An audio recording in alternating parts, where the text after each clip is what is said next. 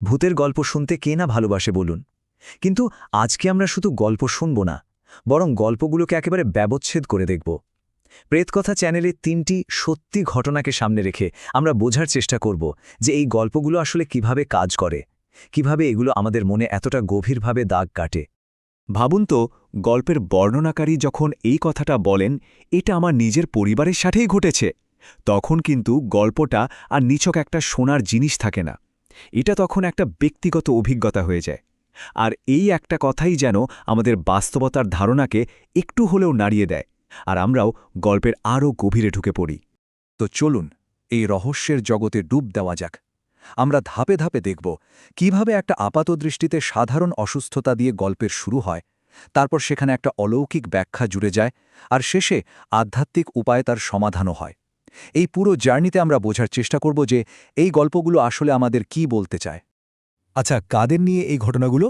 আমাদের এই বিশ্লেষণের কেন্দ্রে আছেন ৩জন খুব সাধারণ নারী। একজন সদ্য বিবাহিতা, যার জীবনটা নতুন স্বপ্নে ভরা, একজন কলেজ পড়ুয়া ছাত্রী, যার চোখে ভবিষ্যতের অনেক আশা, আর আছেন একজন মা, যিনি অনেক দিন ধরে অসুস্থতার সাথে লড়াই করছেন। তাদের এই শান্ত, সাধারণ জীবনেই হঠাৎ করে একটা নিরাব্যাখ্যানীয় ঝড় নেমে আসে। এখানে একটা খুব ইন্টারেস্টিং ব্যাপার আছে। খেয়াল করে দেখবেন, কোনো গল্পই কিন্তু সরাসরি ভূত দিয়ে শুরু হয় না।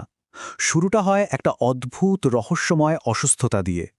এমন একটা শারীরিক বা মানসিক সমস্যা যা ডাক্তার বা আধুনিক সায়েন্স কেউই ঠিক ধরতে পারছে না। আর ঠিক এই জায়গাটাতেই যেন অলৌকিকতার জন্য দরজাটা খুলে যায়। এই টেবিলটা দেখুন, প্যাটার্নটা কিন্তু খুব পরিষ্কার। প্রত্যেকটা ক্ষেত্রেই এমন একটা সমস্যা যার কোনো লজিক্যাল বা ডাক্তারি ব্যাখ্যা পাওয়া যাচ্ছে না। মাসির অদ্ভুত আচরণ, ছাত্রীর হুট করে শুরু হওয়ার শ্বাসকষ্ট, বা মায়ের সারতেই না চাওয়া অসুখ, সব টেস্ট নর্মাল, ডাক্তাররাও হাল ছেড়ে দিচ্ছেন। মানে আধুনিক বিজ্ঞান যেখানে শেষ, সেখান থেকেই এই গল্পগুলোর শুরু। তো যখন সব চেনা রাস্তা বন্ধ হয়ে যায়, মানুষ তখন স্বাভাবিকভাবেই এমন কোনো ব্যাখ্যা খোঁজে যা এই সাধারণ জগতের বাইরের। আর ঠিক তখনই গল্পে প্রবেশ করেন বিভিন্ন আধ্যাত্মিক হিলার্স, মানে গুরু বা কবিরাজ। তারা এসে বলেন, আরে এটা তো শারীরিক অসুস্থতাই না, এর পেছনে তো অন্য কোনো কারণ আছে, কোনো অশুভ শক্তির খেলা চলছে। প্রথম কেসটা দেখুন, ডায়াগনোসিসটা কি? আসক্তির মাধ্যমে ভর। মানে এখানে আত্মাটা কিন্তু কোনো শয়তান বা অশুভ শক্তি নয়, বরং এক প্রেমিকের অতৃপ্ত আত্মা। বলা হচ্ছে, মাসির ওই সুন্দর লম্বা চুলের প্রতি তার এতটাই টান ছিল যে মৃত্যুর পরেও সেই টানটা কাটাতে পারেনি, আর সেই চুলের আকর্ষণেই সে যেন একটা জীবন্ত শরীরে আটকা পড়ে গেছে। আচ্ছা, এবার দ্বিতীয় কেসটা।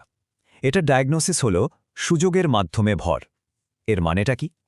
মানে হলো, কিছু মানুষের নাকি রাসটা খুব হালকা থাকে, মানে তাদের আধ্যাত্মিক প্রতিরোধ ক্ষমতা বা অরাটা একটু দুর্বল হয়, আর আত্মা বা অশুভ শক্তিগুলো ঠিক সেই সুযোগটাই নেয়।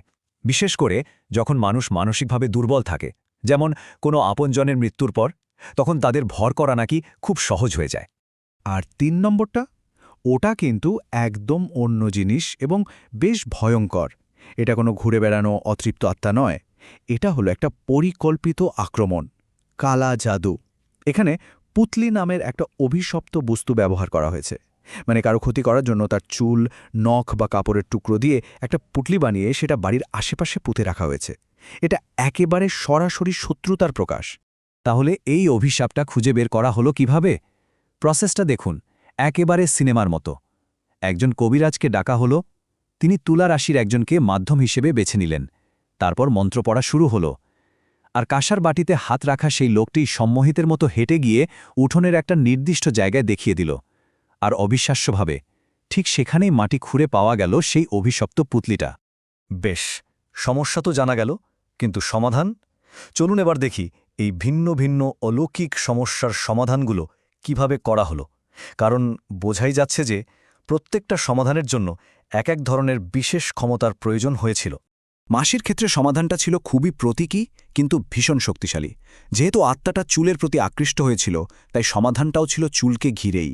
একজন পীর বাবা এসে মাসির সেই লম্বা চুল ছোট করে কেটে দিলেন, এবং সেই কাটা চুল আত্মার কবরে পুঁতে দেওয়া হলো। মানে যে জিনিসটা দিয়ে আকর্ষণ, সেই জিনিসটাকেই ফিরিয়ে দিয়ে সংযোগটা পুরোপুরি কেটে দেওয়া হলো। আর ওই ছাত্রীর বেলায় সেখানে কিন্তু অ্যাপ্রোচ ছিল একদম আলাদা। যেহেতু তার রাশটা হালকা ছিল, তাই সমাধানটা ছিল তার নিজের সুরক্ষা বাড়ানো। একজন তান্ত্রিক এসে যজ্ঞ করলেন এবং তাকে সারা জীবনের জন্য একটা মাদুলি পরতে দিলেন। মানে এখানে আত্মাকে তাড়ানোর থেকেও বেশি জোর দেওয়া হলো মেয়েটির নিজের শরীরকে একটা আধ্যাত্মিক বর্ম দিয়ে সুরক্ষিত করার উপর। আর মায়ের ক্ষেত্রে সমাধানটা ছিল সবচেয়ে সরাসরি। যেহেতু সমস্যার উৎস ছিল ওই পুতলিটা, তাই কবিরাজ সেটাকে মাটি খুঁড়ে বের করে আনলেন। তারপর সেটার ভেতরের জিনিসপত্র পরীক্ষা করে পুরো পুতলিটাকেই আগুনে পুড়িয়ে নষ্ট করে দিলেন। মানে সমস্যার উৎসকেই যদি ধ্বংস করে দেওয়া যায়, তাহলে তো আর অভিশাপের কোনো শক্তিই থাকবে না। তাহলে এই তিনটে গল্পকে পাশাপাশি রেখে বিশ্লেষণ করে আমরা কি বুঝতে পারলাম? আমরা আসলে একটা অদ্ভুত কিন্তু খুব শক্তিশালী নীল নকশা বা ব্লুপ্রিন্ট খুঁজে পেলাম। এই ব্লুপ্রিন্ট আমাদের দেখায় যে অলৌকিক বিশ্বাসগুলো কিভাবে তৈরি হয়, কিভাবে সেগুলো প্রজন্মের পর প্রজন্ম টিকে থাকে, আর কিভাবে আমাদের জীবনের একটা অংশ হয়ে যায়। এই গল্পগুলোর মধ্যে একটা সাধারণ প্যাটার্ন কিন্তু পরিষ্কার, তাই না? সব গল্পই শুরু হয় যেখানে বিজ্ঞান হার মানে। ক্ষতির উৎস কিন্তু কোনো অচেনা ভূতপ্রেত নয়, বরং চেনাজানা কোনো মানুষ। প্রত্যেকটা ঘটনার পেছনে একটা নির্দিষ্ট কারণ বা ট্রিগার থাকে, আর সমাধানগুলোও খুব প্রতীকী হয়।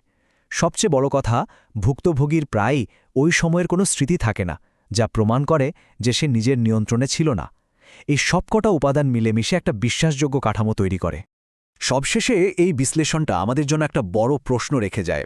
এই যে গল্পগুলো, এই যে প্যাটার্নগুলো, এগুলো কি শুধু আমাদের সেই আদিম চিরন্তন ভয়েরই একটা নতুন রূপ, নাকি এগুলো প্রমাণ করে যে লোককথা আজও মরে যায়নি, বরং ২১ শতকেও তা একইভাবে জীবন্ত আছে, আর আমাদের এই জটিল পৃথিবীতে বিভিন্ন ঘটনার অর্থ খুঁজে পেতে সাহায্য করছে? উত্তরটা হয়তো আমাদের সবার নিজের ভাবনার মধ্যেই লুকিয়ে আছে।